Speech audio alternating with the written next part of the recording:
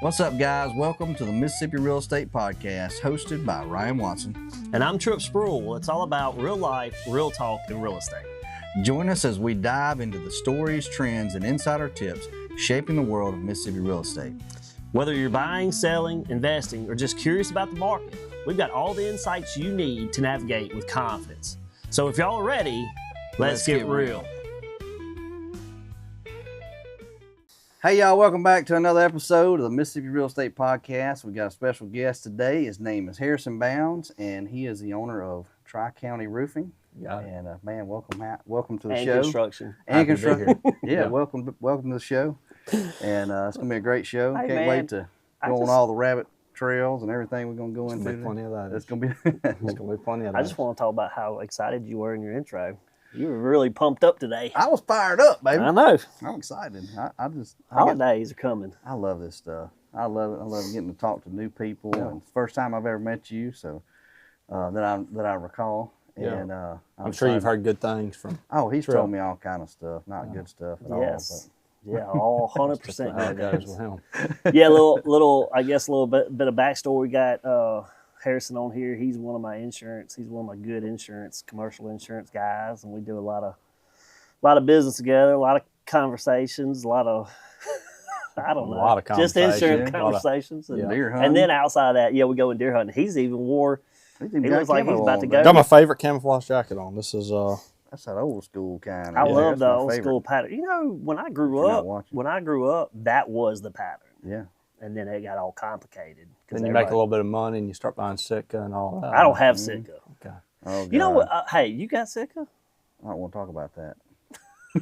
You got a bunch of it? I buy First Light. That's I love Oh, you talking about yeah. me? High dollar. First Light's I'm high a- dollar too. I'm a believer in Sitka. I am. I bought my Why? first. I bought my first pair of pants from them, or Sarah behind the camera over here, she got me a pair, and because I always want to try it out, and I've heard all these things and everything. They're worth their weight in gold to me. Well, I bought First Light because everybody else wore Sitka. And I didn't want to be like everybody else. First Light's good. I did that too, and because not to Sitka, I thought First Light had a better color scheme for our region. Sitka's like a You got light First? You gray. don't have any First Light. I've got some First Light stuff, but what I have a First Light that I really enjoy, and it's not the outer shells, it's the base The layers. base layers are really good. I like their base layer stuff. Now I buy everything when it's on sale, like 50% off, You have 60% to. off. Yeah. man, You you bet. know. And it's still overpriced. A coat from First Light like $600. I'm not opposed to any other kind of camouflage. I love it all. I grew up, anything, man. We wore whatever was camouflage, but Yeah, but I do like Sitka a lot. First Light's good too. yeah. Man, So Sitka, if you're listening, sponsor us. Try and get it- yeah, try and get a well, new or jacket. First Light. Or First We can Light. get old Steve Ranella on there. Who else we need to mention? I signed up when I first was looking at First Light. This is wrong of me to do this, but they have like a vendor, or that's like, I guess if you're like a guide or something, you get discounts. Yeah. I tried to sign up as a guide Oh on there, my gosh, try to get that. but there's like this verification That'd process. be, yeah, I'm sure it is. That'd be like me Where do you going to guide? get, sign up for Lowe's as a contractor. Well, I put in there like where I hunt and all that, Pelahatchie, Mississippi. No, he's got a place over on the river somewhere. Woodville, yeah. Yeah. Family, it's my wife's family's land. I tell you what I like outside of, and I've got a lot of stuff I've gone back, especially just wear around. I think that's classic. I do too. Pattern. Yep. But I like that bottom land too. Oh, They yeah. got the the bottom My ring land is and- bottom land. Yeah. I like the old bottom land too, Mhm. mossy oak. So when I grew up, I had that, but then when I got older and all the patterns started changing with real tree mossy oak, man, I gravitated to mossy oak just because it was a darker color. That's why I said with Sitka, it's not that I don't like Sitka, and I know they do a really good job of making like the light stuff and like make it to where it's good in cold weather and you can move and breathable. But I just feel like that's an out west pattern, that lighter color. I got Well, some I'm dark in dark. stuff. Do they have dark? Yeah, Maybe I haven't seen the dark. But If you see the kind I got, I mean, it's. I think mine's like do you know how you made timber it? You know wood, how you duck know. wood or something. Yeah, you know how you know you've made it is when you can buy Sitka gear. Well, Yeah. Oh my gosh. How much? You probably got a couple Coming $1,000 from- worth coming of from it. an Ole Doesn't Miss take much fan. with Sitka. Coming from an old We can jump Miss on fan. that. I'm a too. broke Ole Miss Oh fan. my gosh. Hey, let me ask you this, Harry. Oh my gosh. Who's your favorite football team? Oh, Rocky Top. Yeah, we go out of state this Home time. sweet home. That's Everybody's a Ain't nothing Mississippi. I know you just said earlier too. Tennessee. Yeah. yeah. We get a lot of Mississippi State people on here. You've seen the episodes. I can tolerate We a always- state fan, but it's just Ole Miss just really hard. I know. Well, you tolerate this Ole Miss fan. Yeah, no, I'm you different. know, that's debatable. We're all different, I guess. Well, he learned a lot today from when you told him you was an Ole Miss fan. So He's going to move his insurance. Yeah, go on. I got Go some on, great yeah. guys that I'm just kidding. Yeah, I need to Yeah, get I one. I was need to get some quotes. He's actually, I think, one of the only. He did that the other day to me anyway. Somebody called him or he was talking to somebody. Oh, no, we were at the Home Builder Association meeting. Uh-huh. And me and Harrison are on the board there. And we had a new guy we were, I guess, voting in. Insurance, and yeah. he was the insurance guy. And I nudged him. I was like, don't go over there talking to him, though. I'll be going over there now. He said, I do think I need some quotes. I was like, God, dog it. Anyway, enough about us. Yeah. Harrison, Yeah, let's find out, man. this episode's about you and your company. So why don't you tell us and all of our followers and watchers and everything who Harrison Bounds is, where you from, where you grew up, how'd you Well, get I kind of been everywhere in the state, I guess. I was born in Macomb, but we were living in Kentwood, Louisiana at the time. A little bit in New Orleans. This is like early in my life. Yeah. Then we moved to Marks, Mississippi, which you probably know where that's in the Delta. Mhm. Okay. What's that near Marks? It'd be near Nothing. nothing. Yeah, there's nothing. There's cornfield. Yeah, Like most I was everything. going to say row crop. There's nothing. Like everything else in the Delta, there's just this little There's city, one this boat little and booth town. somewhere. Of course, I was a little bitty. I mean, it was before kindergarten, you know. Yeah. Have 4 brothers, or 3 brothers, 4 of us total. Anyways, we moved from Marks to Hattiesburg, and that's where I went to kindergarten and first grade. Then moved to Clinton from there. Did 3rd grade there, or 2nd grade there. And then came to more like Central, or Clinton would be Central, but grew up mostly in Brandon area. Yeah. From there. Yeah. Now, So what, this is what, mostly where I've been. what caused all the moving around? My dad's always been in the worship ministry. Oh, So, okay. yeah. So Oh, he's that's- constantly I see different that- churches. Okay. We got a lead in on Yeah. this, but we'll get to that in a little bit. Yeah. So, He's been to, I couldn't tell you how many churches. You Yeah. know, but that was probably most of it. That'd be a better question for him than me. Oh, Okay. yeah. Yeah. I would say that's the root of it. Sounds like a pretty cool dude, too. He's all right. Yeah, he's cool. Yeah. Sounds like he pretty loves cool. Jesus. It's got to be good. Yeah. Yeah. Well, I love worship ministry too. You know, I'm on in the choir and on the praise Well, team. I was at about to church. say, y'all got something in common. You just don't know Yeah, it so yet. I play. I go to First Baptist Fannin, Yeah. and play. I'm in the band there. I play guitar. Okay, yeah. Well, dang, well, we got a lot in We common. got a lot of common, yeah. You play guitar? Yep. Yeah. And sings. Yeah, and sing. All kind of. See, if I would have known that, we'd brought a guitar and have a little special. Don't tempt me with a good time. Do not tempt me with a good time, brother. I'll tell you what. Next time, we'll do some Christmas caroling. No, I love it, man. I most of my guitar playing over the years has just been so that I could, you know, beat on something so I can sing. You Yeah. know, I love to sing, and that's my favorite thing to do. Well, we gigged a little bit, but when we stopped gigging, that's when I was like, well, I want to keep playing, not just at my house. Like, Yeah, you know, I like to play, and so playing at the church was, Yeah. you know, and that's better for me, you know, than playing in bars and all that. Oh, you for know, sure. so- Oh, yeah, that's cool. Yeah, no. You know. Once you got a family, you know, with me, Right. my wife and kids, and I just ain't going to a Yeah. bar. You know, it just ain't no good things happen after midnight. That's what my parents always said. Yeah. So Nothing good happens after midnight. I'd be playing till midnight too. You can't hardly get me If to you ask my stop. wife, she'd say 10:30, maybe 9:30. Probably 8:30. Yeah. Get a little tired these About days. 8:30, I'm like, I gotta go to bed. You take your guitar up to deer camp and do any campfire stuff? Yeah, I leave a guitar. So Woodville, Mississippi is where my wife has, you know, her grandparents live up there and her uncle, and that's where we do most hunting. They got about 400 acres up there. But I leave a guitar up there, Mhm. you know, and every time I go up there is a guitar. Yeah. You know, we'll play. Yeah. You can. Her grandmother plays the violin.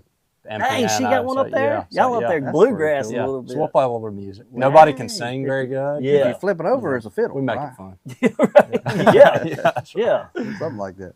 Yeah. Make that work. That's awesome, man. That's really cool. I'm glad we got that in common. Yeah. Glad- Now going to high school, I went to Northwest Rankin, and He's a cougar. I'm a cougar. Me too. And I guess how I got into roofing, my grandfather, he owns a roofing company. Okay. And they started their company in 2008. And Right in the real estate. Yeah. Matter of fact, when did you start crash. with Tyler and them? Because he was with Hal for a while. Oh, yeah. I started with Hal before I ever started with Tyler and them. Okay, so you were with Hal. I was so a- you probably knew my I was at- grandfather. Well, I was with Allstate when I first got out of college. That was my first job with Hal and Hal Brown. He was our insurance agent. And Tyler and I were buddies in high school and grew up playing baseball together and all that kind of stuff, hunting, dove hunting together. And so I got my degree in insurance risk management, and I went into sales, and it made sense. And hey, come over here and learn. And Now Tyler, But actually, Katrina- he coached me briefly. oh yeah, Yeah, in high school. yeah, baseball. he was a teacher and a baseball, baseball coach. That's crazy. Well, anyway, I wasn't with Allstate long because I had just got in and probably was working up my first year, trying to build the business, and everything. And whenever Katrina was, so I didn't get to know all the clients that well. Yeah. So I didn't know him at that time. And then I didn't come back to them, which is not Allstate anymore, it's the insurance center. After I left my corporate job and got back in sales, that's been about 4 years ago now. So. Well, my grandfather Ken, I don't know how him and Hal got, how they met. I don't know. Obviously, that's what links to Tyler and why I'm in here with y'all now. But Ken is my grandfather's name. He used to be an Allstate agent. He started in insurance. That's probably how they knew each other. Maybe so. And then he started that roofing company in 2008, and their goal wasn't to put on roofs. The company name was Roofing Resources. Yeah. They sold roofing leads to roofing companies. Oh. So a couple years down the road, I think that's They were like, we don't pretty want to swing wise. the hammer. We're going to hook right. you up with And the back business." then, it wasn't near as competitive as what it was now. Like now, you get 1 million messages a day for we want to sell you leads, all that. But they went like door to door, like it wasn't anything online. It was they'd meet people that need roofs and whatnot, and they'd send them to other roofing companies, and they get paid for it. Well, they realized that there was more money. I think the story went. He sent somebody a big roof, and they paid him. I think they were charging like $500 or something at the time per the lead. lead. wow. This dude paid him $1,000, a little over $1,000 for this one. And he was like, that was a good roof. Like, we did good on that. And my grandfather, something just hit him in the head. He was like, man, maybe we ought to be installing these roofs. Like, if he can pay me $1,000 for just sending him the lead, I wonder what he's When we making. charged him $500. Right. Right. So then they started, heck of a installing sure. roofs and whatnot. Yeah. Yeah. So he's always been involved with it. And I guess my freshman year I'm 25 now, so I'm still real young. Yeah. But when I was probably 15 is when I got first involved with his business. He would check me out of school every now and then. They'd drop me off on the job site. I'd pick up nails and whatnot. I wasn't doing any sales or anything like that. It was just kind of You were doing Take something. his whatever mag- they needed. Take his done. magnet over here. Taking a magnet Yeah, around he the was house. grunt working. Yeah. He was learning through the grunt. Yeah, through the picking up work. nails. I'd go after they finished a roof. I'd go around and do like a final cleanup, stuff like that. Yeah. And then I guess sophomore year, he wanted me to learn more of the ins and outs of the industry, and he told me to go knock on some doors and line up some roof inspections. At this point, I'd still never been on a roof before. Yeah. Didn't really know what I was doing, Yeah, but yeah. it's got to be easy. Just go knock on doors and ask Get people told to- no. Yeah. Yeah. Well, then it was like nobody was doing it. It was Yeah. like there was a handful of companies, and I don't think door knocking was all that popular. This would be like 20. No, it's not in real 15. estate either. No. Not. That's a legit cold call right there. Yeah, ain't no doubt. We were living in Reservoir East at the time, and I went around, knocked on some doors, and lined up like 4 or 5 inspections in like 30 minutes. Oh wow, you And were then- killing it. Told my grandfather, and we went out the next day, looked at them. A couple of them had damage, filed claims, and that's sort of where I started in sales. And then junior year, I know you want to get to like college and whatnot, and I'm kind of running through You're it. so fine. stop No, me. you're doing You're great. good. You're That's good. awesome. You're doing great. You're doing- Junior year of high school, I decided I wasn't going to go to college. I was pretty confident, like this is what I was going to do full time. I was going to get into the roofing industry, into sales. And I would get checked out all the time to go work. He'd check me out, and I'd do whatever he needed me to do, whether it was selling something or whatever. I was still doing a little bit of cleanup work too. Maybe going, were you picking up like material and taking it to job sites? Yeah, and if they stuff needed like like that? an emergency, something ran somewhere, I'd do it. Just whatever they needed help with. And I was starting to do a little bit more on the sales end too, and I really enjoyed that.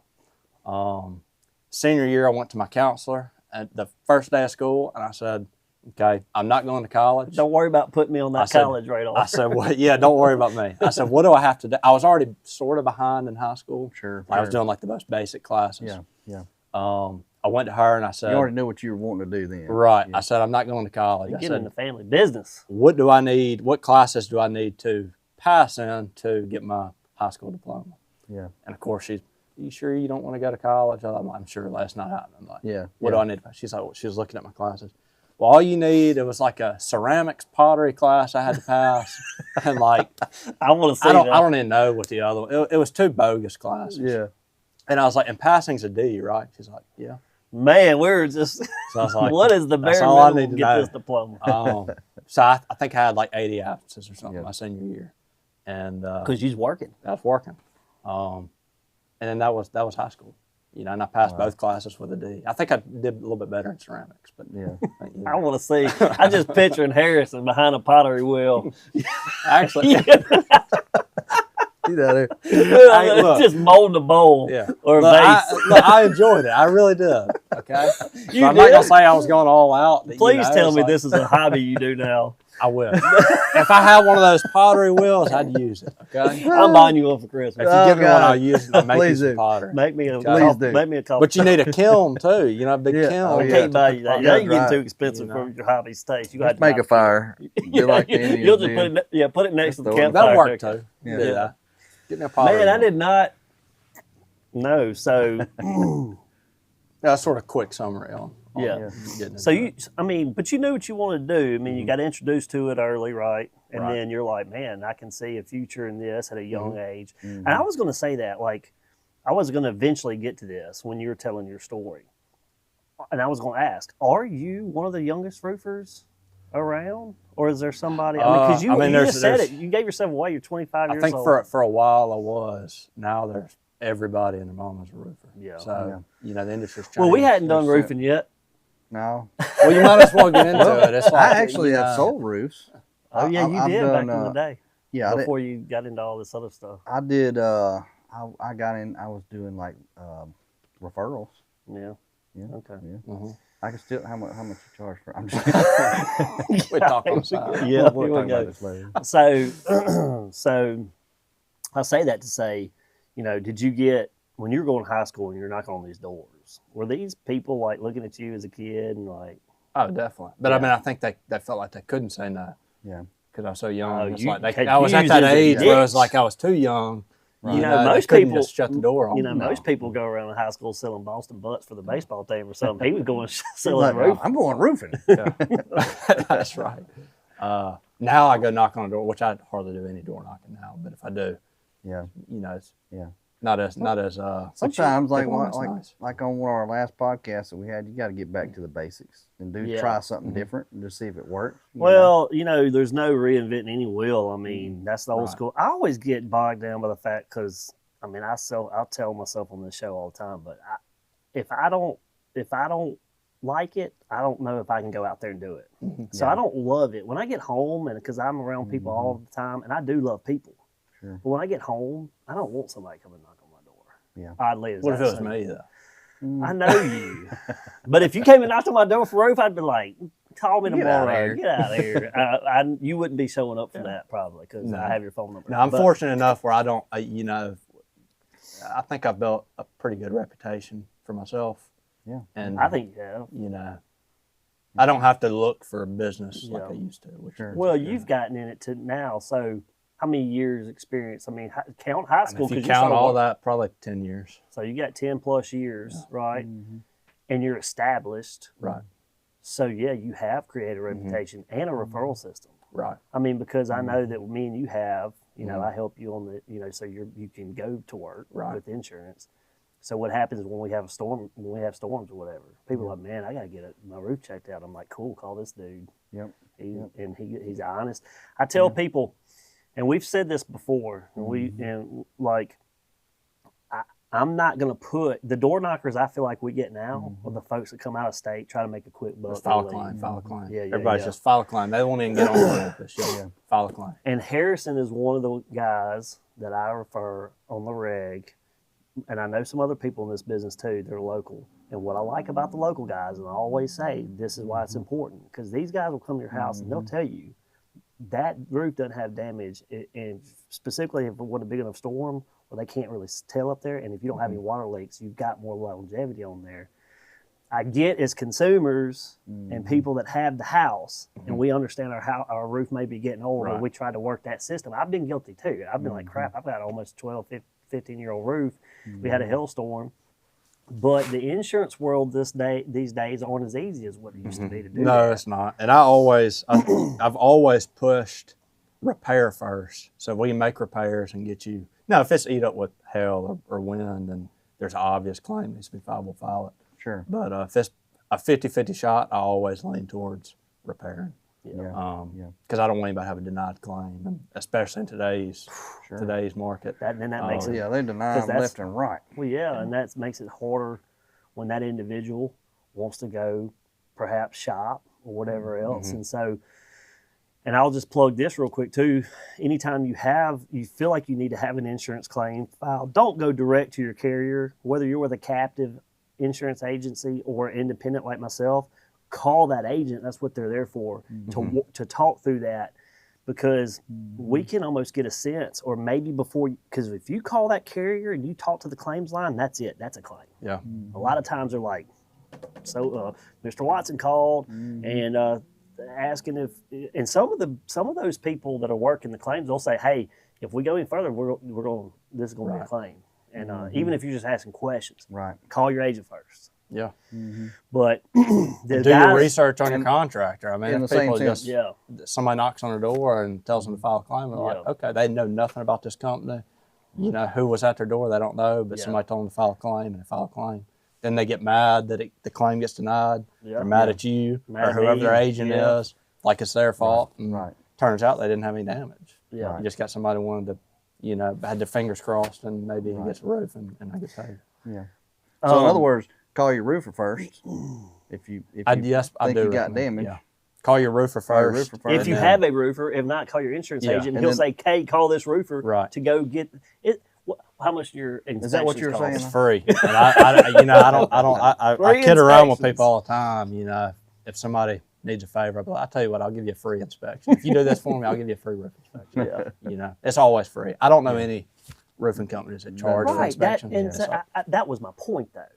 Before you call that direct carrier, because like, oh, well, because a lot of people now with their cell phones are like, oh, I got an app that just plugs me straight into whatever insurance carrier. Right. I'll just do this right now. I don't, take out the agent. I don't need to talk to them. And people don't realize how much a claim can affect you. You know, especially a denied claim. Right. Yeah, because guess what? A claim is a claim whether it pays out or not. Correct. And that does affect you. And then today they're looking for reasons to, drop you or whatever. Did you say something about nail was sticking out of your roof crooked? Okay. Well, yeah.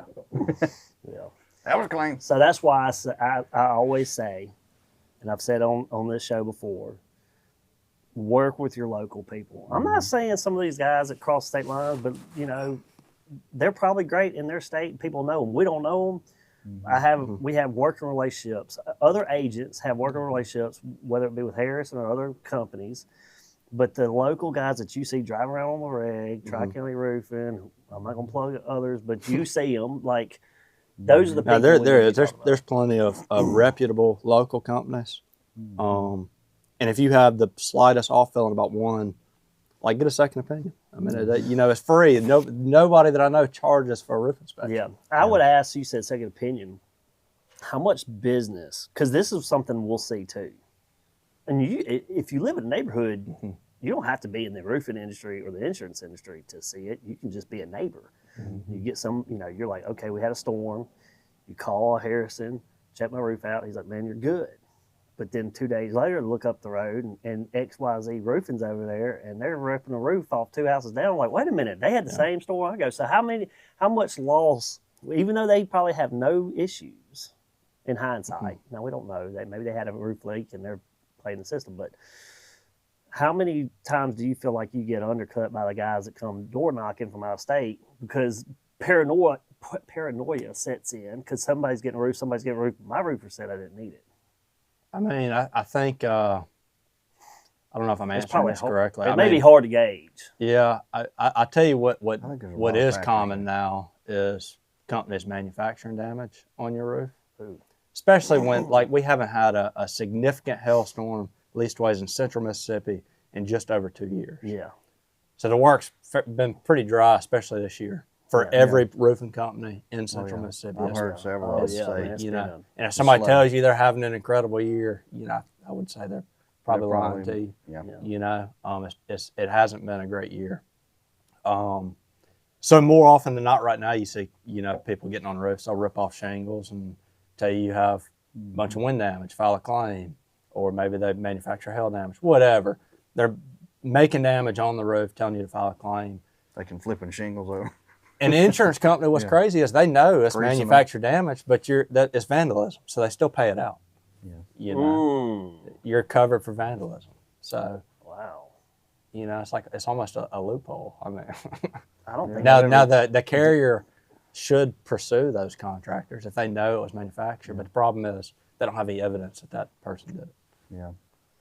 That's kind of, hey, look, there's your business idea right there. I'm not manufacturing hail damage. Nobody else does it. Oh, no. That they know of. Are you talking about, what, are you talking about investigating it? No. Oh. No. I'm just kidding. Yeah, I don't want to. I'm totally kidding. Yeah. I'm totally Here we go. How much would you charge me to go flip shingles over? Give an example of how you can tell. Because the consistency, consistency is huge. Yeah. Like on a steep roof, you can get on a roof, and I've been on roofs before where, for the most part, the roof's okay. And it might be a steep roof, so it's sort of harder to walk around on it. All the damage you see is within arm's reach of a valley or a ridge. Like everything's right there. And there's nothing there. And then you look at the rest of the roof, and it's like perfect. It's like, well, this is obvious. Somebody did this. Yeah. What are they doing it with? Their hand, or hammer. like wind is probably the most manufactured. Where pull off shingles, or if it's a 3-tab roof, they'll crease a shingle. That'd be the most common. I don't think hail's as common because it's harder to. I would think it's harder to manipulate. Man, if I'm home and I'm hearing a bunch of beating going on up there, I'm that's like, right. What the heck are you doing? That's me with a ball peen hammer. Yeah. This is why I didn't want your insurance when you're like, hey, man, you going to quote us? I'm like, no, you stay where you're at. Ryan over there, he's on his own roof. Call me up. I'm just kidding. I'm kidding. Yeah. Or serious. I would never do that for everybody listening. For the record, I never have. I never will. I'm totally joking. Totally joking. Just get that disclaimer out there. Yeah. I think it's unfortunate. Unless he pays me good enough, then I'll do it. Oh, my gosh. This is how you get in trouble. He won't ever stop. He won't stop. You going to say one more thing about it? I'm just kidding. No, not really. I'm done. Sarah. But seriously. It is unfortunate, though, because we deal with it. I mean, you've had this conversation multiple times with insurance and roof. Because while we have a direct relationship, it's also kind of like yes. And, you know, we hadn't had significant storms. And where he's like, man, you know, now they're having to, you know, people just need a roof. They're having to pay for it or repair or whatever. And they're getting by because that can be, you know, weather obviously is a big bump in their business. And that's what it's supposed to be there. And that's why insurance is there. But we've had so much significant weather for a long time. Like us as agents and carriers, we're like, thank goodness, let it keep going. I tell you, the roofers aren't saying that. I know. And I know the roofers Y'all need aren't. a break. Roofers don't. The roofers pray for these storms to come. But also and for usually you get some hurricane season. But for the person that's in that home, in order for these rate hikes to kind of quit, like these insurance companies got to get back to a profitability. And that goes way beyond just a claim, catastrophe claims. We're still probably coming off a recovery from building costs going up and the rates we didn't take when COVID hit. This just was a perfect storm for all this to come up. So there's that inverse relationship with us is like, he's like, man, you know, we need to eventually get a storm. I'm like, no, we don't need any claims right now. No, material prices too. I mean, that's another thing drives your premiums. I mean, material prices constantly going up. That's the biggest one, really. I would say, even with the weather that we had after COVID, that was just a perfect storm. Like that just was that coincidence that happened. But the material costs and how they double tripled, that's really where, because the companies weren't insuring a property appropriately for what it costs, rebuild or roof. Yeah. So, I mean, I think, I could be wrong, but if I remember correctly, back in like 2015, 2016, our average roof replacement was probably in the ballpark of 10 or 12,000. And then today it's 18 to 20. Yeah. And that depends on how big that roof is. Yeah, I mean, there's a lot of factors. That's average. But that's about average. Average. Now, we do 10 times more repairs than we do roof replacements. 10 times, easy. That's probably most calls we get. Like I said, I push repairs before replacement, especially if there's no claim to be filed. Let's see what we can, if we can make these repairs, if you have leaks, get those stopped, and then we'll pray for a hailstorm in the spring. In the best way possible. I know Harris is always kind of messing with each other. He'll come to the office or something, and he'll be like, "Hey, man, it's like this storm's coming across the river." I'm like, "I hope it's not. I hope it's mild." But he's like, "I hope it hails all over." I don't want anything mild. I want some bad weather. Yeah, that's what keeps me busy. Yeah. What's bad for somebody is good for somebody else. Yeah, I guess that's a blessing or curse thing, whatever. You probably need to hire somebody too that whenever those storms do hit, that when y'all put all the little signs at the front of neighborhoods, that's ridiculous. That somebody goes out there and steals all of them but yours. See, I can tell you one thing. I'm not. I'm on fire today, man. I'm not in the mix with all those signs. I think that's real trashy, in my opinion. I don't.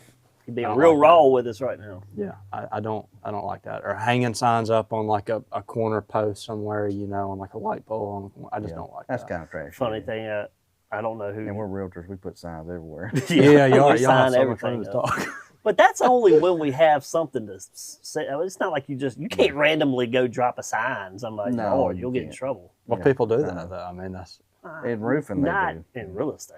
Yeah, maybe not in real estate. Roofing is absolute a nightmare. You're right, because I remember not too long ago. A lot more laws around real estate stuff. I remember not too long ago. I mean, this was in like the last 2 or 3 weeks. I'm on my regular drive to drop the kids off at school, and I'm going up and down Hugh Ward Boulevard, and I noticed that a couple four ways, the same sign kept popping up, and I wasn't paying attention to it at first, and then I kept looking, and it was a new. I guess it's a new-ish roofing company or new. Well, it's a new one every day.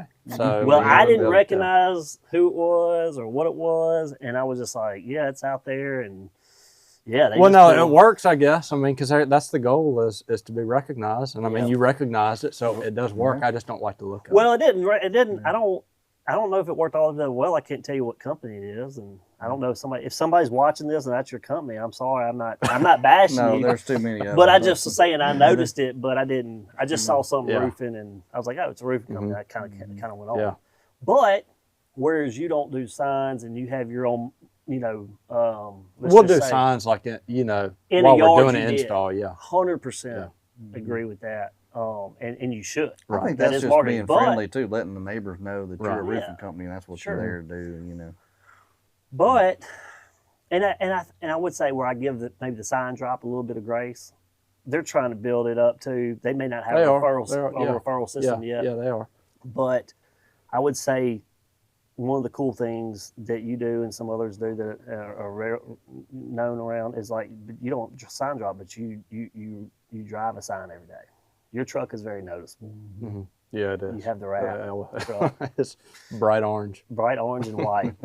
And if you can't see him coming, you ain't looking. Yeah. The truck's great. I think that's far better than any yard sign you can put out because that's moving. Everywhere you go, I couldn't tell you how many people probably see it every day. Yeah. As far as business we get off of it, I think I can count like 3, maybe 3 roofs that we did off the truck. That's better than none. Yeah. But I mean, more than anything, it's almost like a billboard. Yeah. I can't tell, I think it's highly unlikely for you to put a billboard up somewhere and somebody call you like, oh man, Yeah, right. But you may see that truck, you may pass that truck brand 5 awareness, times in a week, and then now it's just like Tri-County. Correct. Like I keep seeing that truck. And it's the same thing with, I'll plug Chris Allen in CA Construction. Yeah. First time I bought my first real estate, me and my wife bought our first rental property. I'm sitting there at a red light. I'm like, what did we just left the clothes? I'm like, what did we just do? I was like, we got to renovate this thing and to try to find a renter, and it's our first one, and we bought a house and we're not gonna live in it. What am I gonna do? I was like, I can't do the work myself. And it was almost, you don't talk about a guy thing, man. Chris Allen pulls up and he's in the lane next to me to the right, and he pulls up, and on his tailgate it said CA Construction, and it had, you know, renovations, bathroom, kitchen, remodeling. And I took a picture of his. He didn't have a QR code at that time. Right. But I took a picture of that tailgate. There you go. And I called him. Great example, right there. And Chris did a lot of ours. And So I'll shout Chris out too. So, Chris has done almost. I'd put my grandfather first, but I put Chris probably second as far as helping you out, helping me out, Yeah. and just in the industry in general. Yeah. Spreading my name, all that. Hats off to him for sure. Hats off to me too. I feel like It cost me a lot of money. all right, we're gonna pivot from this. We're gonna pivot from this conversation. No, so Chris, all right. So whenever I was still working with my grandfather, I started my company probably when I was, I don't know, 21 maybe. 20, Yeah, hang 20. on. So I'm gonna stop you. Okay. Sorry, but go back. You were working with your grandfather. Mm-hmm. You're about to talk about when you started your company. Give us the mindset of like what made you go do it versus staying with kind of. I mean, you know, Well, grandfather. that's loaded. It's a loaded question. Tell us what So you feel the comfortable goal, telling us. well, the goal was to take ownership of their company. That was the goal. So my grandfather, he co-owns it with another gentleman, Stanley, who's a great person. Both of them are great. But my goal was to take ownership of my grandfather's half of the company. And I think that was the plan, and probably would still be the plan right now if I was still with him. Sure. I got tired of waiting. I mean, Yeah. I felt like maybe I did get a little ahead of myself and I got a little cocky, and I said, I can do this on my own and start my own company. Yeah. But I needed like somebody to push me to do that, and that's where Chris comes in. But I'd say the biggest thing was I felt like I could do it on my own right now. Sure. And obviously, definitely money plays into that. There was stuff that they wouldn't do. They were against any online advertisement, which that's totally fine. They're very successful doing no online advertisement. Well, Nothing you're wrong with 25. You know how big of a deal that is Correct. today. There's changes I wanted to make that I couldn't make. Not say anything bad about Because they taught me everything. Both of them, they taught me everything. Yeah. But there's definitely things that I wanted to do that I knew wasn't going to happen over there, which is fine because they're very successful doing exactly the way they've been doing. Sure. So I wanted to get out, and Chris, really pushed me to just start trying. He encouraged you to. Yeah. To make I'd already that had the company established. I can't remember what year I did that, and I was getting paid to that company, but I wasn't actually running any work through it. So he pushed me to do that, and I did, and that was probably the biggest risk I took right there, because it's like, okay, now I'm on my own. And you're going, oh, But crap. you had What did I just do? but it's not like you just did this out of the blue and saw how lucrative the industry can be, because it's a good living. But you grew through high school. So you started your own company, and you were your sales guy. I mean, you knew how to. I had a lot of connections. My grandfather did a really good job. He's an awesome salesperson, and he really set me up. He said, "You can't do this on your own. You need other people to help you," and that's the truest thing. Connections are everything. It really is who you know. So he did great setting me up for everything. But yeah, That's awesome. That's fantastic. And now he's rocking and rolling. Rocking and I'm rolling. rocking and rolling. Just, I mean, being good to his clients and providing for his family and Praying for giving me hailstorms. praying for a hailstorm. That's the biggest thing. In the spring. We're due for one. Giving me hell every now and then. Yeah. The different kind. Different kind. Yeah, absolutely. Yeah. Well, let's get in. Let's talk a little bit about what are we gonna rabbit hole on? Because I know we got some rabbit holes. Name it. I can get. I did go deer hunting this morning. You said you went deer hunting last night, but I don't believe it. I saw 6 deer yesterday evening. Didn't see a thing this morning. I ain't seen a thing all year. I hunted all things. This is what I long for is deer season. Typically that's our slow time in business is the winter. So it works out. So I can hunt a lot more. You called the office the other day. Where was I? You were hunting, but you wasn't killing that. Hope told me yesterday. She goes, "Oh yeah, Harris called in the other day, but I told him you were gone." I was like, "He already knew that. I think I called him on the way up there." No, I went all Thanksgiving week and did see several bucks, decent deer. I sent you a video of it. Mm-hmm. But is this in Pelahatchie? it's in Woodville. Oh, Woodville. I almost never get Pelahatchie. Okay. You know, I've got a camera out there, but Yeah. Not until you showed him that buck. Now I'll be out there. Yeah. Y'all be quiet. Be quiet. There ain't no Some deer people know where I collection. live at. Oh yeah. Yeah. Well, you know where to go. Little baby deer. Go knock on the door and see. Little 4-point I saw. Permission. See if he's home. No, I saw a deer. It was a decent deer, and I was trying to get my wife to kill it. She was a few days behind me coming up there, and I was hoping he'd come back out. And never He came did. back out, you know. Man, it's like they know. And she'd shoot it. She's not too picky, you know. Yeah. I said she's savage. We were talking earlier. She was a little bit savage, ain't she? Yeah, she doesn't.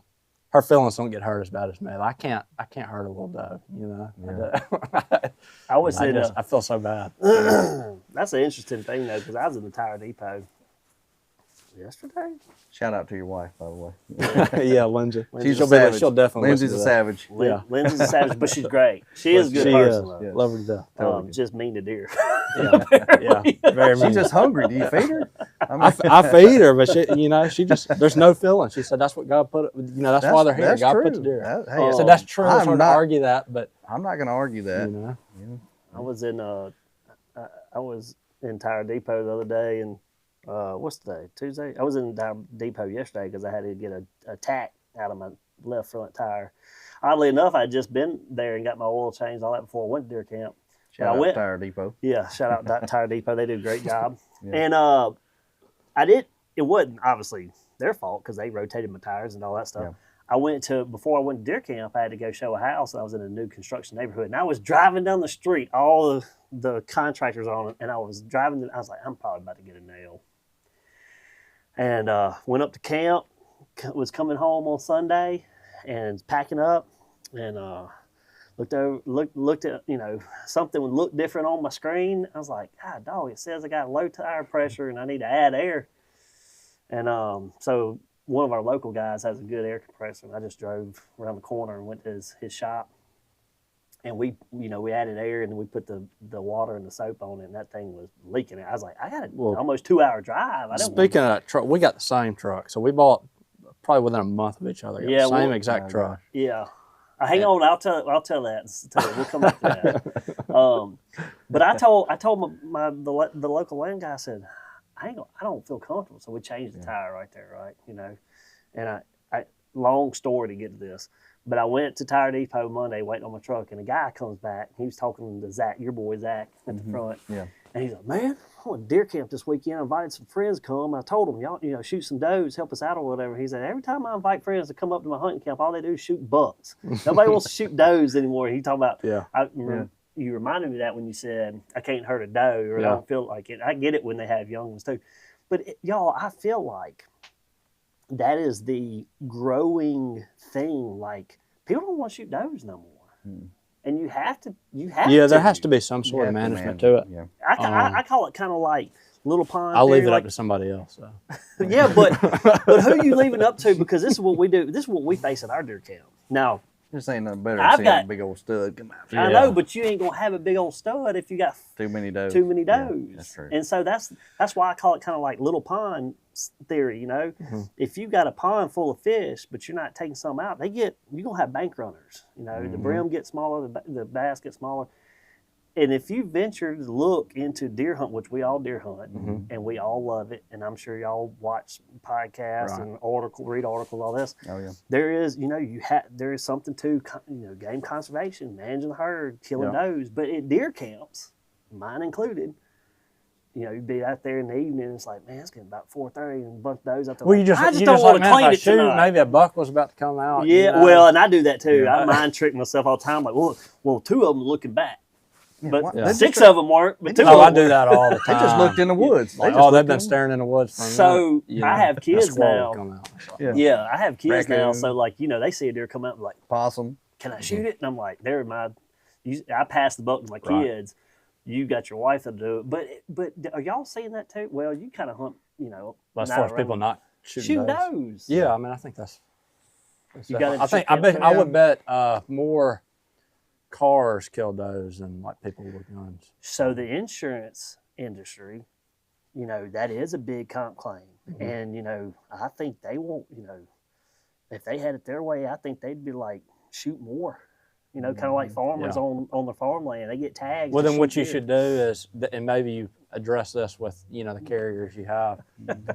Every set of tails I bring down is X amount off my premium. Oh, my God. Your premium? Yeah. For your company? If I bring it, yeah, absolutely. And I need big discounts over there. Well, that's different. That's your auto insurance, not your commercial insurance. Oh, I guess that's the true. funny thing with Harrison is he's done this to me before. He'll say, you know what you need to do? He acts like I got a lot of pull with all these carriers. I feel like he does. Like I can go to the carriers and tell the underwriters and the actuaries to change their. Like we can negotiate it. Yeah. Like, okay, you're this number. No. I offer this. Yeah. All I can do is just. Nobody's got pull with. I'm a little minnow in a big ocean. You know what I mean? So, although you definitely helped on these audits, I think. yeah, I do what I can to whatever.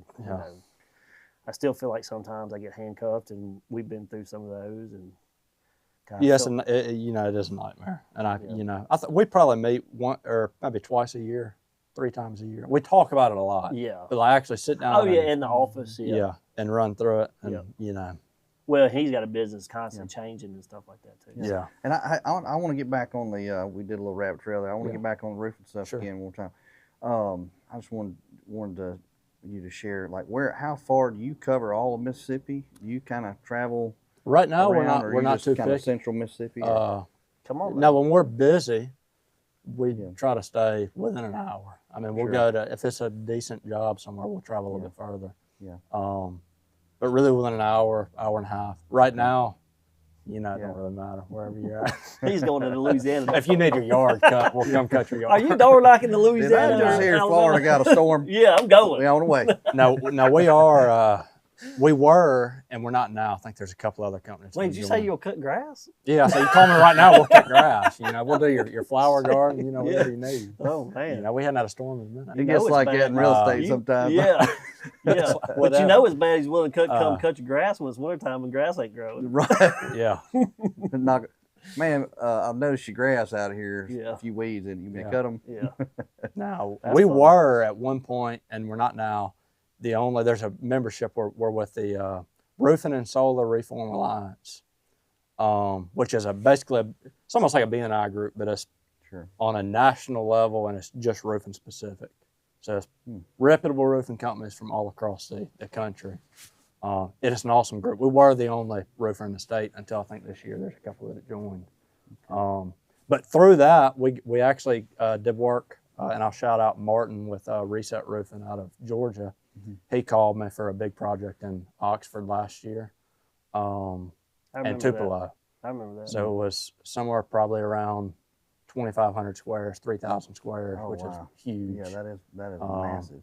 Especially it was this time of year. So I mean, you get a job like that. Compared to an average house, how many is your average house would be 35, 40 squares. Okay, for the people that don't know, explain what a square is. So it's a 10-foot by 10-foot section on your roof. Okay, 100 square foot. Yep. There you go. And your average house, like I said, is about 40 squares. Give or take, right in there. Yeah. And this project, it was 3 projects combined for right around 3,000 squares probably, which is huge. That's awesome. If I could just do 3 of those a year, I'd be happy. Yeah, for sure. Yeah, we've got similar things like that. Yeah, certain size deals or yeah. insurance, deals. I'm like, man, sometimes it works out like that. Yeah. And that's the good ones that come around. Well, we did that project with him, and then we had another company through the same through RSRA that called us earlier this year, and we did a lot with them in Alabama, and a little bit in Mississippi too, but it was mostly Alabama work. Yeah. So. Explain some of the, speaking of roofing, and you're talking about some of these like networks, whatever, but explain like what's important for folks to kind of look at when they're looking at, does this roofer have this acronym or this certification like JEF? Well, the biggest thing I would say is making sure your contractor's licensed, because Mississippi does require a license. It does. I mean, you know, and I can vouch for Harrison. He is 100% licensed, 100% insured, licensed, and licensed, and bonded. Yeah. And to carry a license, you have to have general liability insurance at the minimum. I recommend your contractor have workers' compensation too, but GL at the minimum is required. So if you go to the Mississippi Board of Contractors website, you can type in your contractor's name or the individual's name, owner of the company. Something should pop up for them, and if it doesn't, That's a big red flag. Then ask them. that would be a red flag. Yeah. Ask them, get a copy of it. They should be able to hand you that. But GL is important, and then obviously the contractor license. That'd be the main two. Workers' comp's a plus. Yeah. That'd be, I'd say, primary. Look at reviews. Google. Yeah. is Oh, huge. yeah. That'd be a good thing. Facebook. Look for photos of the work. Yeah. You know. Yeah. But Mississippi, what about we talked about- certifications? Because you got your truck wrapped, and you've got all these little, you know, like a NASCAR. Certifications are great. Yeah. I'll just be blunt with it. Like most of these shingle certifications, anybody can get them. Oh, okay. I mean, it's just being realistic. It's not too complicated. We do love GAF, and we are certified with them. But they're good shingle. They're good. Yeah, I mean, they've been around a long they're time. the oldest shingle manufacturer. Yeah, So, there you go. we love GAF. That's all I've used for the most part. But those certifications aren't near as important as What you just. the insurance and how long have you been in business. Your reviews. I think that speaks way louder than how many certifications you have. Yeah. Especially, I say it all the That's a time. good point. You know, Mississippi is such a referral state. You know. Yeah. And if you mess something up, everybody gonna know. Man, if you go back and look at Corey Rogers with 3D Plumbing, that you want to talk about it? That was a good I one. talked to him yesterday. Shout out Corey. He Yeah. fixed a bunch of toilets in the house. I got- a few months Yeah, ago. Corey. Everybody here uses I'm about Corey. to We call love him. Corey when I get done with this podcast. Yeah. If he's listening. I got to pay Corey some money. Oh. Well, he doesn't invoice. He never sends He invoices. does, but he's been sending me one. It was Tripp on a is real also gonna call him. Yeah. Well, what I was saying is that we had Sorry, I didn't you say that. asked before the podcast like who some of our Corey was a really good one. That dude was incredible Yeah, Corey's awesome. on a wealth of knowledge and where he came from and how he was up in the Northeast plumbing, learned up there, came down here. But he made it. We were talking about because we're local. He moved. He's moved. I consider him local now, but. And Ryan said the same thing, or Corey even said it. Mississippi's all about a referral state, and he said everything's great till you screw up one neighborhood, and then you run out of the neighborhood. I mean, so it is that is 100% true. 100%. Which I think most people. Most of it is referral, so you shouldn't have to worry too much about who you're hiring. But can't stress enough the people that just swing by and knock on your door. That's who I'd be, and not everybody. I'm not, but I would definitely say over 50%. Yeah, because some of these bigger, Sure. some local companies are a little bit bigger. They have a little bit bigger sales force, and if stuff's coming, they're going to have people walking. Correct. And I'm not discrediting them. It's these. Do your research. Yeah, that's all I'd say. Do your research. Yeah, and a lot of times you can just tell. Yeah, absolutely. You can just tell. So anyway, I'll leave it there. Yeah, because we love everybody. But I'll tell a quick little story. It won't take but just a second about Corey. Yeah, you never tell just a quick. No, we don't. Story. So take it for what it's worth. But yesterday, one of my daughters won our bathroom shower heads, and their shared little bathroom shower. It was just the water had no water pressure coming out, and I went over to the sink. The sink works good. Bathtubs, the faucet down below in the bathtub's working great, but the shower head was just dribbling. I'm like, what the world? First call, Corey, man. Look, I got something.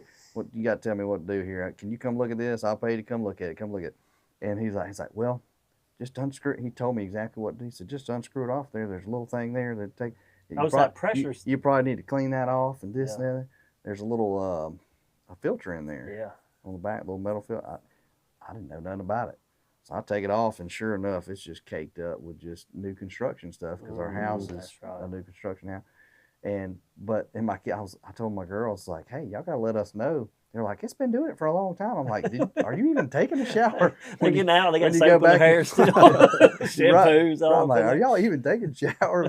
Because we never go back to that side of the house in there shower and look at that kind of thing. We just trust that they go get a shower. You know, they're 10, 11 years old. Yeah, 10, 11. One just turned 10 today. Avery, happy birthday. Happy birthday. Happy Shout birthday. out, Avery. Yeah, to my baby Sweet. girl, yeah. Man, that's awesome. Yep. So, but Corey hooked me up though, so I got to call him and tell him thank Yeah. you. He told me what to do, so I got to call him and tell him thank you. And see, as we were just talking about Mississippi's referral state, we just all three gave quick testimony. I mean, we just referred him on here, and people were like hearing 3D. Yeah, right. Yeah, referrals are huge. I mean, definitely 70% of business that comes through me, it was somebody referred somebody to me.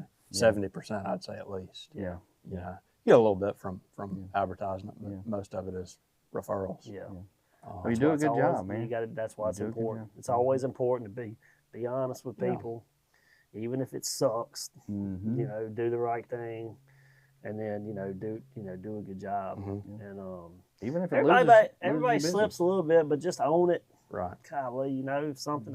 There's times I forgot to call somebody back or missed an email. I just got to be like, hey man, that's my fault. Sorry. Well, I mean, I've made, everybody has, but that's how you learn. Make mistakes all the time, but like correct it. You know, there's other people that won't answer the phone. Yeah. You know, like you have somebody paid you for something and you're giving a warranty on it, like show back up and make it right. Yeah, that's right. For sure. And that, I mean, just going to them and saying, hey, I made a mistake. I'm sorry. You know, how can I make this right? Right. I want to fix it. I want to make it right. You know, what do I got to do that? And folks For sure. that live in these properties, when these roofers come to you, these local reputable roofers, believe them when they tell you your roof is good.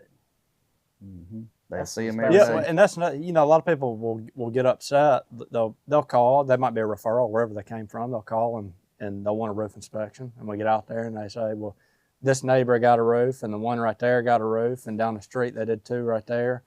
And I'll get on the roof. I'm like, no, you're completely fine. Like there's nothing wrong. And they just can't believe that. It's like they're mad at me for telling the roof's good. I'm like, look, there's a lot of factors go into it. The type of shingle you have, the age of your shingle, you know, the age of the roof.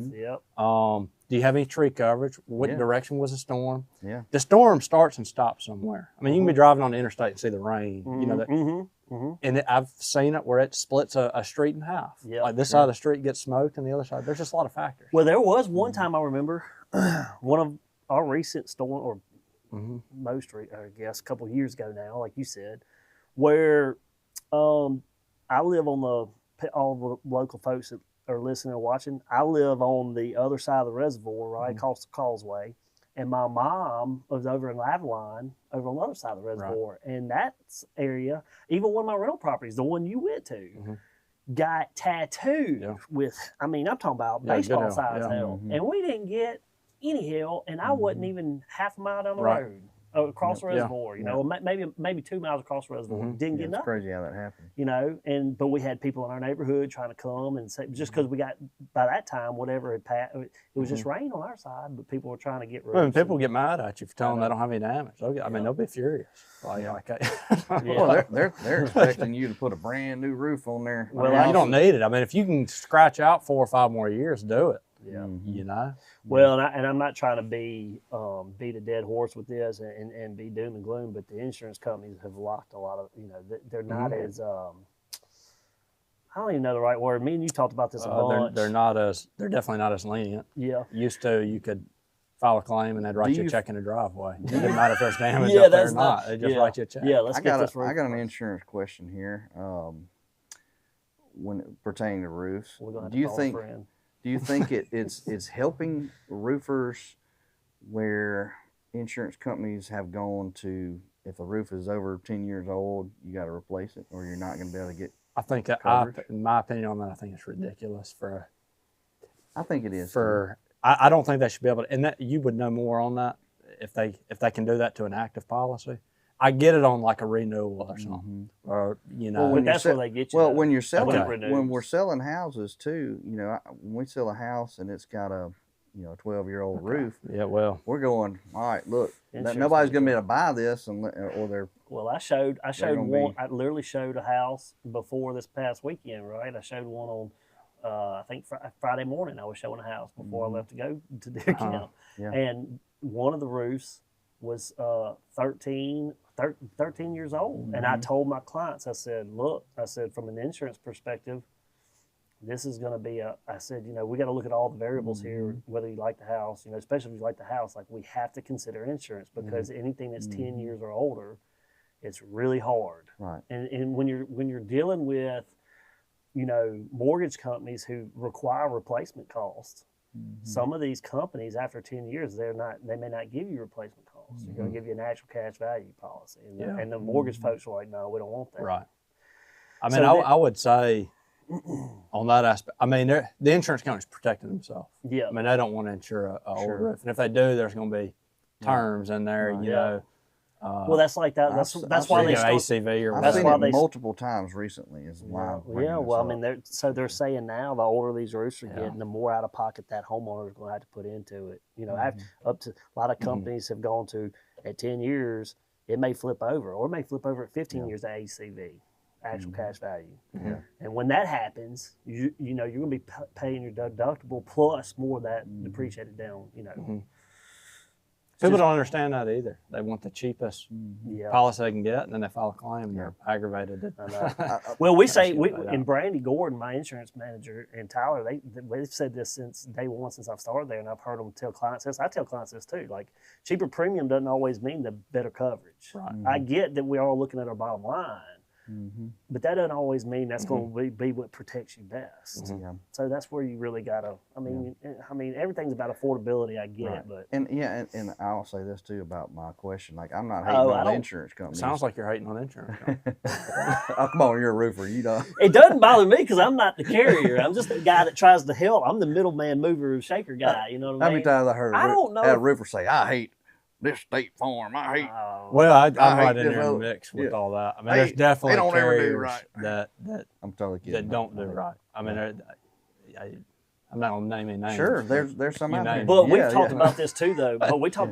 Because when that stuff happens, catastrophe claims happen, and just in claims in general with insurance, you can go out there and Google and see, kind of do the research yourself. But fraud is a big thing that insurance companies, face. Absolutely. But on the flip side, me and Harrison were talking about this one time because we were talking about his policy and then kind of just what we're talking about. Sure. And I agreed with Harrison. I do think there's more the insurance companies could do to maybe try to put processes in place where they protect against that fraud or investigate it better. But again, that's one of the things he was telling me, and he was like, "You should say," and I'm like, "I don't have that." A big issue is deductibles, and that's always been an issue. More than ever now, because there's people that decide, we'll take care of it, and they're invoicing different numbers to the insurance carrier. And Well, the deductibles got different now, though. Well, this would be what I want to put in place is, okay, when you sign for your policy, if you have $1,000 deductible, you go ahead and pay that $1,000 to the insurance carrier. He's like, say, keep it like an escrow, like we do. Right, and then the carrier will pay that to the contractor at the time of a claim. Okay. And if they never filed any claims, they get their $1,000 back. If they move companies. Right. But that way, that keeps anybody from, unless I'm missing something here. Like rebate and nothing. No. Yeah. So maybe Travelers and all them other companies are listening because Harry's like, you need to take that. And I was like, man, you give me more credit for pull that I don't have. No, I mean, I think it's a great idea. Like I said, I do think there's things carriers can do, and I don't think they're turning a blind eye to it. I just think I've been in the corporate side of insurance, and those. It's kind of like government. It just takes a while to implement because they got to test it, and then they got to send it here, and then they got to do this, and then they got to. Then they're going to they'll test a small group out somewhere in different. So it's just a moving. It's a work in progress. Yeah. But I don't know if I can answer what you asked. I don't know if it's affecting them. You say, is it affecting the roofing company? And I guess a lot of this is just I feel bad for my sellers who've been living in their house and they're building equity and they're, and they don't. The last thing they think about is their roof, and all of a sudden they look up and their roof is 12 years old or whatever, and then they get ready to sell it, and they're having to put a $40,000 roof on. Yeah, I mean, what I will say, and there goes all your equity. Homeowners are partially at fault for this. 100%. Again, we've kind of touched on this. I agree. And roof inspections is like free from every company, whether you choose a not reputable company or a reputable company. Yeah, From that's to my a great knowledge, point. nobody charges money. Great point. Get your roof inspected twice a year, 3 times a year, 4 times a year. Anytime you think something might be wrong or you don't think it, get it inspected. And you can save a lot of headache in the future. So I'm gonna get I on. need one on mine, matter of fact. But people push it off. I'm gonna get on our viewers and our listeners. Maybe like, here goes Tripp again. But it is, and we've said in the past, like homeowners, ourselves as consumers and clients or whatever we are to other people that we do business with, we got to start looking in the mirror and looking at ourselves. I've said this before when we talked about when we had podcasts on rental properties. We do preventive maintenance for a reason. Correct. So we can, if we see something, try to get ahead of it before the problem, something happens, and then you got a bigger problem. That's right. Same way in home ownership. When we talked about, when we had, Johnny the appraiser, and we, I want to get an inspector on here. I remember talking to one of the inspectors, a house inspector I use frequently. Well, Brock even said it when we had him on here. We did have an inspector on here. Yeah. And the same way you said, get your roof inspected. Like, spend $350 and have a home inspection after your 3rd year being in the house or whatever, because codes change, things change. And if you think in 2 years or a year you're going to sell your house, go ahead and have a home inspection. Get ahead of it. Get ahead of things you might think a buyer's going to ask you to do. Or if you're staying in your house, be like, oh crap, I need to add, maybe this wiring's off or something. That's all preventive maintenance. That is all preventive maintenance. And then the other side of that is the fact that we've talked about this before, is that we live in a consumer world and all that. And we'll talk about the trucks because that's part of that too. But the same thing we're saying is, like, I don't know if it's affecting the roofing company and the insurance company. There's obviously been some type of ripple effect there. But people are going to have to start saving money again, somehow, some way. I know budgets are tight. I know the economy sucks. I know inflation's up. I know interest rates. But work on that credit score. Or something. Because you're finding. Sure, I mean, roofers are finding ways. They're like, hey, we can help you finance it. But at the end of the day, if you don't have a claim, and all of a sudden you need a new roof because you've been in your house for a while and stuff started happening, you're going to have to put the roof on there. It's going to cost money. The roof is the most expensive, reoccurring expense. We got to start planning better as people, because like you said, homeowner, and I'm not trying to belittle it. Sounds like you're trying to belittle it. Me too. I'm just trying to have people, we have to start thinking about it again. We're so fast paced. If I want it now, me too. I'm guilty. That's why I bought the truck. Anyway, but like, you just have to start. And if you're a homeowner or looking for home ownership, those are things that need to be a part of your plan for the house. Preventive maintenance. Have some emergency fund. If you can't pay for it all, these good roofing companies can help finance the stuff. We're giving you little warnings right here of what may happen. Just be prepared. Just be prepared. Go ahead and start looking at stuff. Because what do we always say? You're living in your house. Yeah. Well, we love our people. Take care of it. We love our people, and we want the house to be a blessing out of it. That's right. And I wouldn't cheap. There's definitely ways to make the roof replacement a little bit cheaper. You can go different material and whatnot, but think of it as that's the first line, right? I mean, like, why would you go with the absolute cheapest? Whatever it is, why would you do that? That's protecting everything. You dang sure don't want water in the house. And then that leads to all sorts of, you got water in the house. That's true. Leads to all sorts of stuff. I got a question for you here. I know you probably do a lot of shingles. Do you think shingle roof, asphalt shingle roof is better, or a metal roof? I see tons of metal roofs these days. A lot of people doing metal roofs. It lasts. What's your opinion on that? Me personally, I like asphalt shingle. Okay. For one, I'm more familiar with it. But I would say the main advantage asphalt shingle has over a metal roof would be repairability. Is a whole lot easier. Okay. You can go get a bundle of shingles at Home Depot. Sure. If you have something happen, limb falls through, you can get a shingle. With a metal roof, that's prefabricated somewhere. They got different rivets and stuff. It's just a bigger ordeal. Ridges, I mean. Now, this is an easy decision if you're doing like your standard, I'll tell you, a barn roof, right? You see the screws on it, on the metal roof? Right. Okay. Versus like a standing seam metal roof that you would see on a commercial building where there's no visible screws. Right. The standing seam I would put that on way before I did asphalt shingle or any other roof. I think standing seam is Is the that best the roof. protection because those metal screws that go in have They got a that washer, can and it's going to dry rot, and leak. that is not a cheap thing to do to replace 2,000 screws. So on that standing seam goes over it. Correct. It's covering all the screws. It's typically a thicker gauge metal. It's a better roof. It's very low maintenance. They might last 50 years, 60 years, versus your typical metal roof that most people would put on would be similar priced as asphalt shingles. I wouldn't do that. I would do asphalt before I did a cheap metal roof. Yeah. Okay. That makes sense. Yep. I like that answer. I think people just see metal and they're like, oh, that's going to last longer. That's better. Yeah. Right. I remember my grandfather was a builder, and he was he did more commercial grade, things.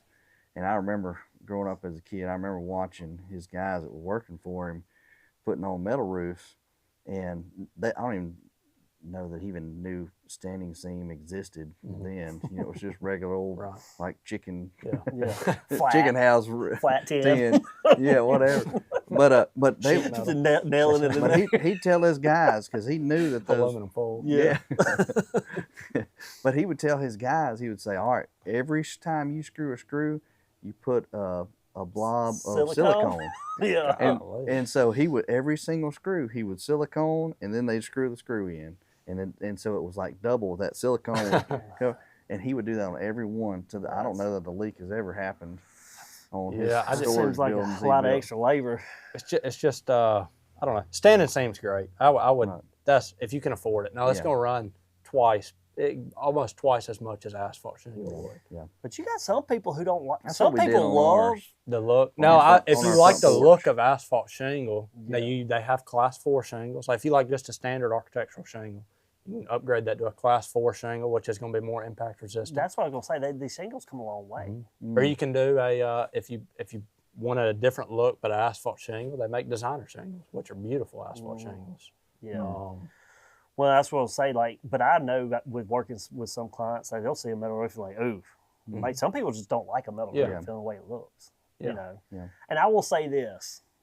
I feel like there's a little bit of misconception. Some people say, "Oh, metal roof, I get to hear that rain." Like on a house roof versus like maybe you're not going. It's not the same effect. No. I'll tell you, you're not going to hear the same. My grandfather rain always said, if you're in a shed at deer camp, it's that's different. My grandfather always said, or still says, "Why would you? Somebody they'll want a metal roof, just a screw down metal roof." And I'll say, "Why would you want to put a barn roof on your house?" Yeah. So have you ever been in a barn that doesn't leak? That's true. No, I've never been. Why you want to put that on your roof? Yeah. That's true. There you go. 100%. There you go. That's my opinion on just your screw down metal. Yeah. Standing seam. And hey, he's been around a long time. Yeah, he's got a lot of wisdom. That's good wisdom right there. A lot of old school wisdom. He's a good dude. He's a good dude. I've met him a couple times. Ken's awesome. All right. Well, so you were about to tell us that. So I bought. We're going to the truck thing. Yeah. So I've had my truck for. I don't know. How long we've had our trucks? 2 years? 24. They were right before 25s came out. Yeah, we both went and bought. He bought his first. He really got me in the mood to buy a new truck. Yeah, I didn't even think you were in the market for one. I would. But my truck. I got jealous. That's that consumer stuff that I was Tripp talking can't about. have a new truck and I can't. No, I was in a Dodge, and it was. Yeah. He was having the same type of issues I was starting to have with my truck. And I let him know. We got done. I think he was in the office, and I told him I was looking or whatever. He's like, really? And he was like, well, let me know what you're looking for. He's like, I'm kind of, thinking about it too or whatever. And how long, he can tell you, I shopped. Yeah, you shopped for a minute. For a while. And because I felt like, and I'll be totally blunt with this, I won't call out car dealership names, but there was nobody around our area that wanted to. They didn't want to negotiate. They didn't want to seem like they wanted a deal. And I told one manager straight up, floor manager, I said, "Are y'all collecting trucks or selling trucks? Because I'm confused." I'm like, I'm serious. It's a heart attack. Yeah. That I'm gonna buy one of these things.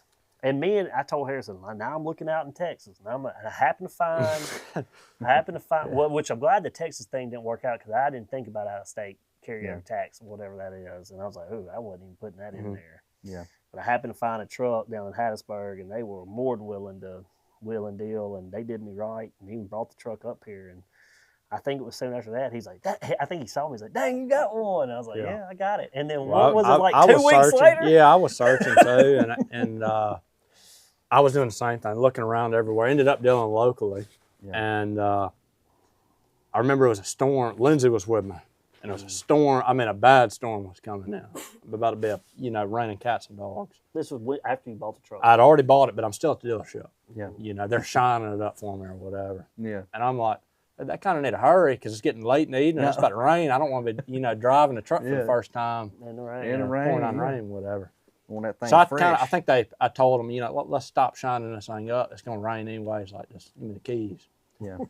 So we drive out the parking lot, and I just spent, trucks are $70,000, $80,000 trucks. You know what I'm saying? It really makes you sick driving out of there in that thing.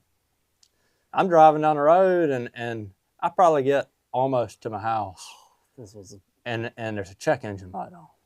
Oh man. And I just immediate buyer remorse. Oh, it's yeah. like, you got to be kidding me. I got out. The truck I was in didn't have a check engine light. You know, and I just buy this one that's 2 times the cost, and I got a check engine light. But it's pouring down the rain, so I can't, call the dealership, bring it back in. It was a recall that they didn't fix. Why it didn't get addressed before I bought the truck, I don't know.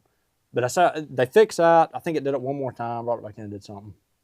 Hadn't had any problems. Other day, I get in there. I got 36,000, like 36.5 on the truck. Yeah, right you're about just out of the bumper to bumper. Yeah, you're. Because I didn't buy an extended warranty. It was like $5,000. I bought It's raining. I should have. I Okay? bought the extended. I opened the door. This is last week. There's water in the little center console. I'm like, I must have spilt something or whatever. Didn't think anything of it. Next morning, got there, still water. I'm looking around. Ceiling's leaking. You got sunroof in there? It's not the sunroof. It's one of them lights on the, Oh, it's your clearance lights Yeah. up there. I always call them peanut lights for some reason, but really? Yeah. Okay. So he called me. Something you need to check. So he called. Well, no, he called me the night he bought his. Was it no? I Or did think you I call me the texted you or second one? called you the same day it happened. Yeah, you did. He called me when this check engine light. He's like, "Hey man," he's like, "You had any issues with your truck yet?" I was like, "No, like what?" He's like, "Man, I just rolled off the lot with this thing and I got a check engine light on." I said, "You do?" He's like, I mean, it just makes you really regret your Well, purchase. don't look at what Kelly Blue Book is on it after you. No. Oh, well, and then I'll tell you, then somebody rear-ended me. Oh my This wasn't too gosh. long ago. I don't even know if you know about that. Somebody No. rear-ended me. And, Well, and, here, real quick. takes off 10 somebody's gonna be like, 10,000. "How does his insurance agent not know he got rear-ended?" I have his commercial. I don't have Right. any of his personal stuff. Yeah. Yeah. So there we go. Yeah. Somebody rear-ended me, and that that takes off $10,000 off the value. But if you don't know, you can file a diminished value claim if you're not at fault in the accident, and they'll pay you the difference, whatever you lost on if it is a new vehicle. Really? Yeah. That's cool. So you got the check engine light fixed, and that was something that was overlooked, but you hadn't had any problems with that since. But now you've had, man. Well, I've heard other things with sunroofs and like having those clearance lights. I've heard that before. I've been. What I'm gonna do, I'm gonna take some roof and sealant and just coat it, Yeah. and we'll see if it Oh works. yeah. That's I don't called, have time to fool it'll with probably the be fine. dealership. That's called Say red. all day. That's called rednecking it. It'll be fine. Yeah. Yeah. I mean, Well, anyway, we bought those trucks at the same time, and I've been, knock on wood, I hadn't had any problems. And poor Harrison, he's like, man, and I'm like, I told Chris about it because Chris has a GMC, yeah, and I went and bought the Chevy. He's got the same truck we got too. I got the Chevy. I got the Chevy, and he said, "I told you you should have bought a GMC." I'm like, "Same thing." He said, It's the "No, it's same. not. It made into COVID messed something up, and they did Oh, something yeah. funny." I'm like, Yeah. "Well, Yeah. it's too late." yeah. It's all preference at that point because they are the same, company, Right. motors and everything, but it's just like the GMC has a different body look, and I like the Chevrolet look, and I've had one GMC. Rest of mine's always been a Chevy, and I've got friends that are just Ford guys, and I got friends that are Dodge people, and Like my Ram. yeah, So- and old buddy of mine, Stephen truck. Langley, he just got a Dodge Ram, and he loves that thing. And I think all of those trucks are great. Now they're so competitive, I don't have to but worry about the deaf anymore, so that's good. You deleted I that? think that is deleted. No, I did not. Oh, okay. But Maybe he had an older truck and never had that. But it's a great truck. It runs great. I love that truck. It's loud And, as all get out. It's very loud. And it's not like our newer That's trucks right. I where need- you know, right. that, it doesn't even sound I like need it them, needs yeah. to I alarm. need a muffler on it. But I'd say this to say, you know, it's like anything It's else. 25 You know, miles to go. sometimes those things run, and they, you know, they build them things quick, and you know, sometimes it's just the luck of the draw. Mm-hmm. It's like I tell people, people think a new construction house is going to have any problems. That's not true. Yeah, I haven't had great luck with vehicles. I mean, Yeah. it's like, I don't think anybody does. Yeah. You know, but I mean, it just They're really makes you they're sick to made- have issues. You spend Hey, that I they're kind made of to money. depreciate. I had a and- nail in my tire the other day. Stop. You told me about that. That's about all I've had with Yeah. that truck. I'm just saying. All right, Sarah's she's giving Oh, me the okay. look a couple times, like, "Hey, we gotta wrap this thing up. Yeah. Y'all been going a long time." Oh, sorry. All That was right, great though. Harrison, I don't want you to miss telling everybody where they can find you, and Yeah. how they can get a hold of Plug, you. If they plug, need a Yeah, roof yeah. inspection You can, or- best way is to call me or text me. Text or call, either one, 601-937-1516. We got a website. It's tricountyroofingms.com. Find us on Facebook, Tri-County Roofing and Construction, Instagram, all that. Google, same thing. And or Harrison Bounds on Facebook. Yeah, Harrison Harrison Mound. Bound. Check me out on Facebook. Yeah. Well, it's been a pleasure to have you on the show today. Thank y'all for and, having me. Yeah, man. Really enjoyed getting Yeah. to know you, and Tripp, I'm sure getting to know you a little bit better through this. Yeah. And good luck with you forward. Absolutely. I don't have a Ford Chevy. I mean, Chevy. Good luck with It's Chevy. the last thing. Hey, that's a lot better. I thought it was a Ford for a minute. Mm. But anyway, thank you Yeah. so much for being here. Awesome. Appreciate Yeah, you. man. We appreciate your time. All right. Thank y'all so much for listening and or watching the show. Please do not forget to subscribe and like all our stuff so you can keep up with what we're doing. Yep. And we really appreciate y'all. Y'all have a good one. God bless.